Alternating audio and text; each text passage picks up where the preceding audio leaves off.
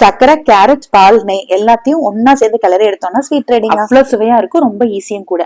ஒரு டம்ளர் நெய், அதே டம்ளர்ல 2 டம்ளர் சர்க்கரை, 3 டம்ளர் கேரட் துருவல் எடுத்திருக்கேன். நீங்க மிக்சியில கொஞ்சம் பொடிச்சு கூட சேர்த்திக்கலாம். அதே டம்ளர்ல 4 டம்ளர் காய்ச்சின பால் எடுத்திருக்கேன். இந்த ஸ்வீட்டுக்கு கரும்பு சர்க்கரையோ இல்ல வெல்லமோ சேர்க்க முடியாது. கரும்பு சர்க்கரையோட பால் சேரும்போது பால் திரிஞ்சிரும். சம்டைம் ஹை ஃபிளேம்ல வச்சுக்கலாம். பால் நல்லா பொங்கி வரும்போது மீடியம் ஃபிளேம்ல வச்சுட்டு அப்பப்ப கிளறி விட்டா போதும். கிளறி விட்டுட்டே இருக்கணும்னு அவசியம் இல்ல. அந்த கடாயில சைட்ல ஒட்டிட்டு இருக்கிறதெல்லாம் அப்படி அப்படியே எடுத்து எடுத்து விட்டுருங்க உள்ள. இது கொஞ்சம் டைம் எடுக்கும் தாங்க கிளறி எடுக்கிறதுக்கு.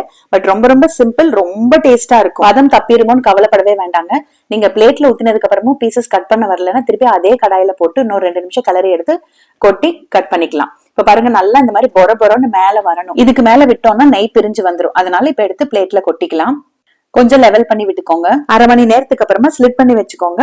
நல்லா ஆறினதுக்கு அப்புறமா பீஸ் போட்டு. பதம் மீறி போயிடுச்சுனாலும் பிரச்சனை இல்லைங்க, கல்லு மாதிரி எல்லாம் ஆகவே ஆகாது.